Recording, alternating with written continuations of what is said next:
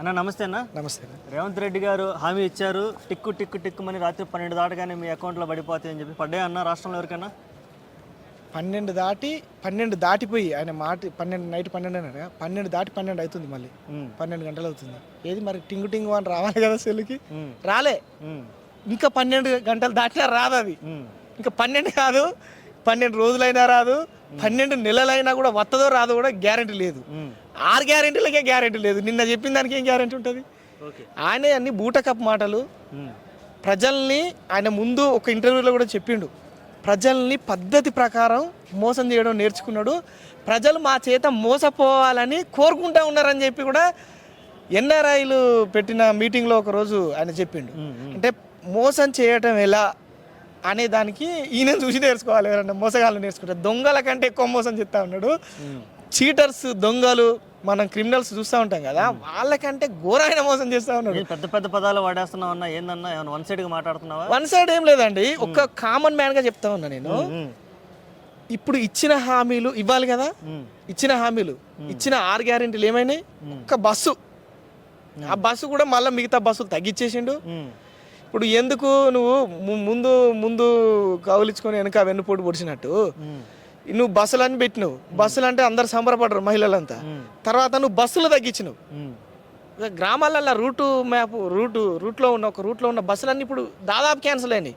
ఎందుకంటే free bus నేను నడపలేను అనేది అర్థమైపోయింది. ఏదో నేను ఇచ్చిన కదా ఇవ్వాలి ఒకటి, అది దాంతో పబ్లిసిటీ అవుతుందని ఏదో చేసినా అని చెప్పి అంటే కాదు అది. రెండోది ఏంటంటే ఇంకో కొత్త బస్సులు తీసుకొచ్చిండు, వాటి రేట్లు పెంచిండు. ఇప్పుడు కొత్త బస్సులు తీసుకొచ్చి మగవాళ్ళు ఎక్కే బస్సులు అన్నిట్లా దానిలో రేట్లు పెంచిండు. ఇప్పుడు ఈరోజు కిక్కిరిసిపోతా ఉన్నారు బస్సులు తగ్గడం వల్ల. వాళ్ళు ఏదో మేము పోతా ఉన్నాం ఫ్రీగా అని అనుకుంటున్నారు, కానీ ఆడవాళ్ళు ఎంతసేపు నిలుచుంటారు అండి? వాళ్ళ బాధలు ఫ్రీ బస్ కోసం ఏదో వాళ్ళు పోతా ఉన్నారు, కానీ వాళ్ళు ఎంతసేపు నిలుచుంటారు? నిలబెట్టడం ఇంకా అప్పుడే బెటర్. ఇప్పుడు అప్పటికంటే పాత పరిస్థితే బాగుంది. వాళ్ళకి లేడీస్కి ఒక రెస్పెక్ట్ ఉండేది, ఎవరన్నా మగవాళ్ళు కూడా ఉన్నా కూడా లేచి సీట్ ఇచ్చేది. అలాంటి పరిస్థితి ఉంది. రేవంత్ రెడ్డి మళ్ళా మోసం చేస్తాడు. ఇది గమనించండి ప్రజలారా. ఫస్ట్ మోసం చేసిండు, ఒకసారి మోసం చేసిండు, మోసపోయిన ఎన్నుకొని. అది మన తప్పు కాదు, ఆయన తప్పు. కానీ మోసం పదే చేస్తూ ఉంటా కూడా ఆయన నమ్మడం అని అంటే అది మన తప్పు అవుతుంది. ఇక ఇప్పటికీ ఎన్ని మోసాలు చేసిండు, ఎన్ని హామీలు ఇచ్చిండు, అన్ని అబద్ధాలు అంతా అబద్ధం. ఇదంతా ఒక బూటకపు పరిపాలన. అసలు ఈ రాష్ట్రంలో పాలన జరుగుతుందనే ఒక ఫీలింగ్ కూడా లేదు, ఒక భావన కూడా లేదు. ఎందుకంటే నీకు డెవలప్మెంట్ అనేది లేదు. నువ్వు ఎప్పుడు అనిపిస్తూ ఉందంటే ఏదో ఒకటి గూలగుట్టినప్పుడు అమ్మా కేసీఆర్ మన ఉన్నాడు, ఈయన రేవంత్ రెడ్డి ఉన్నాడు, కేసీఆర్ మాట్లాడుతాడు ఈయన మీద అనేది ఏదో గుర్తొస్తూ ఉన్నది. వీళ్ళంతా మాట్లాడుతూ ఉంటే ఏదన్నా ధ్వంసం జరిగినప్పుడు ఈ విధ్వంస పూరిత తెలంగాణ అయిపోయింది ఇది మొత్తం. అంతే. ఆయన ముఖ్యమంత్రి కావాలనుకున్నాడు, అయిండు, అయిపోయా. ఇక ఆయన సెటిల్మెంట్ ఏదో వాళ్ళ తమ్ముళ్ళతో చూసుకుంటున్నాడు. వాళ్ళ తమ్ముడు అనధికారిక ముఖ్యమంత్రి తిరుపతి రెడ్డి ఈరోజు. మరి ఇంతటి దుర్మార్గమైన బంధుప్రీతి, ఈ పక్షపాతంతో వ్యవహరిస్తున్న ముఖ్యమంత్రికి ప్రజలు తగిన బుద్ధి చెప్పాలి. అసలు విచక్షణతోనే ఆలోచించి కనీసం లోకల్ ఎలక్షన్లనైనా కూడా కాంగ్రెస్ పార్టీకి బుద్ధి చెప్పాలి. ఈ ప్రశ్నించాలి, ఎక్కడదక్కడ బుద్ధి చెప్పాలి. లోకల్ ఇది గుర్తుపెట్టుకోవాలి ప్రజలంతా. ఆయన ఏం చేస్తూ ఉన్నాడు అనేది ప్రజలు అబ్జర్వ్ చేస్తూ ఉన్నారు. దీన్ని గుర్తుపెట్టుకొని ఎక్కడ కీలరి వాత పెట్టినట్టుగా ఓటు కాడ కొట్టాలి. ఓటే మనకున్న ఏకైక ఆయుధం. నిన్న మనం గణతంత్ర దినోత్సవం చేసుకున్నాం. అంబేద్కర్ గారు మహానుభావుడు. ఓటక్కు అనేది ఉన్నది కాబట్టి ఈ రేవంత్ రెడ్డి ఈత మాట్లాడుతున్నాడు ప్రజా సమస్యల మీద, గవర్నమెంట్ ఉన్నదని. ఆ ఓటక్కు కనుక లేకపోతే అసలు ఈత కూడా మాట్లాడకపోవు. ఆయనకు ప్రజాపాలన పెద్దగా చేస్తా నేను, ప్రజాస్వామిక తెలంగాణ మొత్తం ప్రజా దర్బార్ చేస్తా అన్నాడు. ఒక్కరోజు ఉన్నాడు ఆడ. మరి ప్రజా దర్బార్ ఏమైంది? గేట్లు కూడా కొడతా, ఇవి చేస్తా, దొర కోటలు అనే కదా. ఏది నీ పాలన? సినిమా స్టైల్లో వన్ డే సీఎం లెక్క ఒకే ఒక్కటి సినిమా టైప్ అయిపోయింది ఘోరంగా.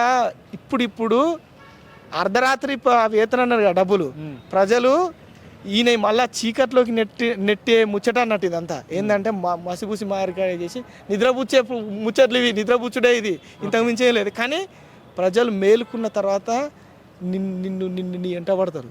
ప్రజలు మేలుకుంటాళ్ళు, ఒక్కొక్కటి అర్థమవుతా ఉన్నది. నీ ఎంట పడతారు, చీరిసింతకు కడతారు మిమ్మల్ని అందరినీ. ఈ ప్రభుత్వాన్ని ఖచ్చితంగా కూడా తగిన బుద్ధి చెప్తారు. లోకల్ ఎలక్షన్లల్లో రిజల్ట్ ఎట్లా ఉండబోతున్నదో రేవంత్ రెడ్డికి చెంప పెట్టుగా ప్రజలు ఎలా తీర్పు ఇవ్వబోతున్నారో ఆయన ఎలక్షన్ పెట్టగానే తెలుస్తుంది ఆయనకు. బీసీ రిజర్వేషన్ ఇస్తా అన్నాడు, 1 ఇయర్లోనే పెట్టాలి కదా, ఎందుకు పెట్టలేదు ఇంకా? అది ఏమవుతుందో మొత్తం మేమే గెలవాలి, మొత్తం కాంగ్రెస్ గెలుచుకోవాలని చెప్పి ప్రయత్నాలు చేస్తూ ఉన్నాడు. మరి ఈ పరిపాలనతో పోతే గెలవరు కాబట్టి ఏం చేస్తా ఉన్నాడు, వాయిదా వేస్తూ ఉన్నాడు, వాయిదాల విధానం పాటిస్తూ ఉన్నాడు. అయితే ఆ వాయిదా పద్ధతికి చర్మగీతం పాడి బీసీ రిజర్వేషన్లు ఇస్తా అన్నాడు కదా 42, ఆ రిజర్వేషన్లు కామారెడ్డి డిక్లరేషన్లో చేసిండు. అవి చాలా ఉన్నాయి, అవి కూడా 60 దాకా ఉన్నాయి. ఇక అవన్నీ వద్దు, ప్రజలు కూడా కొద్దిగా తగ్గిళ్ళు. ఎందుకంటే మనకు అవిద్ద అని అనుకున్నాం, కానీ ఈ చేసే సత్తా లేదా అర్థమైపోయింది. కనీసం ఆ 42 రిజర్వేషన్ అన్న ఇయ్యకపోతే బీసీ కులాలల్లో ఉన్నటువంటి ప్రతి ఒక్కరు కూడా మీ కాంగ్రెస్ పార్టీకి నీకు తగిన బుద్ధి చెప్తారు. నువ్వు ఇచ్చిన మాట కనుక నీ ప్రభుత్వం ఎండింగ్ దాకా నిన్ను ప్రశాంతంగా ఉండనిస్తారని అనుకుంటా ఉన్నాడు. ఈ రిజర్వేషన్లు ఇయ్యకపోని, ఇది ఒక్కటి చేయకపోని, ఇది కానీ ఎలక్షన్ కనుక రిజర్వేషన్లు కనుక లేకుండా కనుక అయితే ఖచ్చితంగా కూడా సర్పంచ్ స్థాయి, గ్రామ స్థాయి లీడర్ ఎవరైతే ఉన్నారో వాళ్ళందరూ కూడా ప్రతి ఊళ్ళల్లో కూడా కాంగ్రెస్ పార్టీని తరిమే దేశంలో కూడా మళ్ళీ ఉండకుండా చేస్తారు. ఇక్కడ దీన్ని ఆదర్శ మోడల్గా చూపిద్దామని చూస్తూ ఉన్నారు.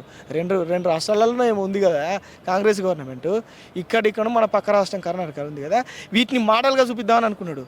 కానీ ఇక్కడ కొడితే దెబ్బ అది దేశం మొత్తం మళ్ళీ కాంగ్రెస్ పార్టీకి, రాహుల్ గాంధీకి తీవ్రమైన వీరి అసమర్థ పరిపాలన వల్ల కాంగ్రెస్ పార్టీ కొట్టుకపోయే పరిస్థితి ఉంటుంది.